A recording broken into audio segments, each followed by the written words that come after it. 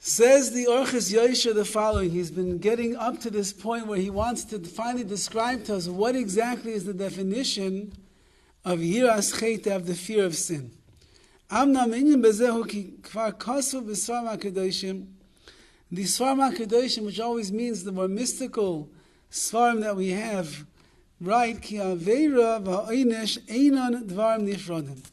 The aveira itself, the sin that a person commits, and the oynish, the punishment that is going to be brought as a consequence from the sin that they transgressed, they're not two separate things. And rather, the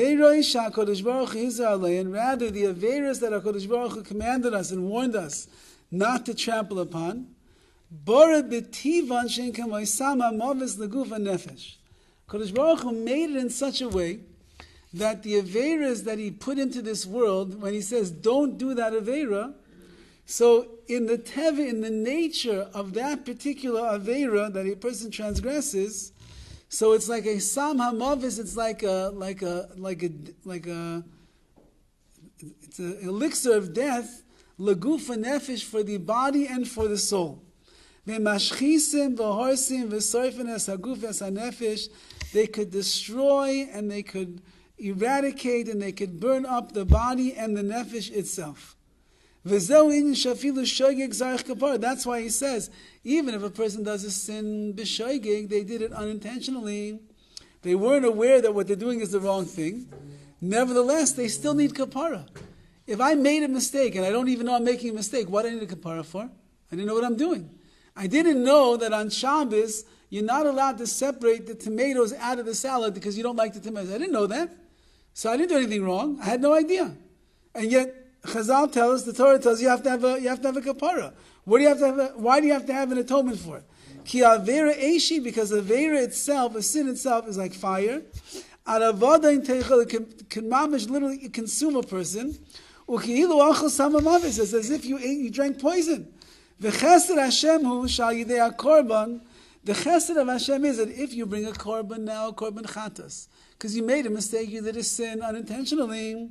Nimchak ha'avera, it erases the avera that the person does. Says Rav Chaim Kanievsky that the reason that a person should have yiras chet, be afraid of the avera, is because there's an automatic consequence that's built into the avera itself that's going to create whatever it's going to create in the person's life. I think that the way that Rav Dessler says it in the Michla Mielo is that when a person does a mitzvah, so the mitzvah itself is what is creating the olam haba for them. So depending on the magnitude of the mitzvah, depending on the kavan in the mitzvah, depending on the reinkite, the purity of the mitzvah that the person does, every act, every part of that mitzvah is creating the chelik in olam haba that the person will have. It's not just that HaKadosh Baruch Hu has a portion that's waiting in the world to come for you. You are creating your own portion in the world to come based upon the mitzvahs that you will do. So again, depending on the level of the mitzvah, depending on the type of the mitzvah, depending on how you do the mitzvah, therein lies how vast and how great is going to be your portion in the world to come. And the same thing is by the avera. If a person does an avera, so depending on the severity of the avera, depending on the intention behind the avera, depending on the that we put into it, and so on and so forth, that creates this sama mavis, it creates this, the Gehenna that a person will get is created by themselves. And he's saying over here that HaKadosh Baruch Hu made it this way, that in the Aveira, there is a built-in consequence that's going to come to a person. So even if you're not aware so much of the sin that you're doing, it's still making a roishim, it's still making an impression on the person. Umatzin of a paiskim, sha'af ba'aynis. Even if a person was in aynis, they're under duress, it was extenuating circumstances. There's no way that they could get around doing this thing. Havera mitamtem is libay. The sin that the person does still will be mitamtem, will impurify the heart of that person. Unless, of course, someone's holding a gun to your head and they say, get in the car on Shabbos or I'm going to kill you. So the halach is over there. You get in the car on Shabbos, you don't get killed. Shaz zechus ha-mitzvah tagin alav shelo yazik lai, then the merit of the mitzvah that you're doing is going to protect you, that you're not going to be damaged by the sin that you're involved with. Since that you have an obligation to guard your life, and you have a mitzvah now to save yourself, so even though that to save yourself you're doing an Aveira, but that Aveira is not going to have any bearing on you, it's not going to leave over any negative effects, because you had no other way around it. Masha'en Ken, he says, if a person did something ba'ainis, whatever the case is going to be, it was against your will, you did a certain Aveira, so even though you had no intention, you didn't plan on it, you have nothing in it, you're just doing the Aveira, you have no choice, nevertheless, it's still going to leave a roshim, still going to leave an impact on you, because an Aveira itself is filled with all of these negative juices that are in there. And that, the only way to get rid of it is through a kaparis, through an atonement.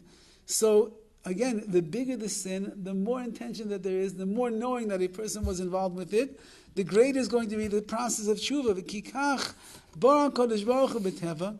That is the way that HaKadosh Baruch Hu made it b'teva, in nature. Sha'aveira hi eish seirefis k'may nachash v'akrav. That fire, it burns up just like the poison of a nachash, of a snake, or an akrav, or that of a scorpion. It has powers in there that are damaging to the person. And it's really why that if a person does, let's say that a person gets in the habit of doing sins, but they're no longer thinking about the sins that they're doing anymore. That's just what they do. They do. And they don't even have intention anymore. Even if you'll say that in certain areas a person's bechir is taken away and they just do the Aveira, so it has an impact. It makes a roshim on the person. It dulls the senses, it dulls the heart, it dulls the neshama, it dulls the spiritual senses of the person, and therefore, such a person needs a kapara to extract whatever's in there. So he's going in this direction over here, that's what it means, yiras chet.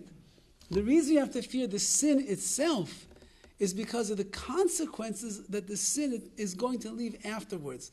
The after effect is a horrible thing, which a person will end up struggling to eradicate from themselves, most likely all of their life.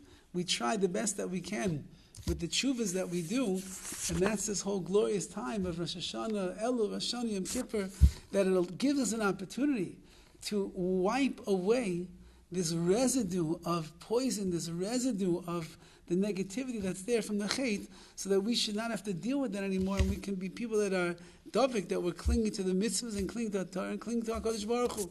Okay, he has more to say. We'll continue with Hashem tomorrow, but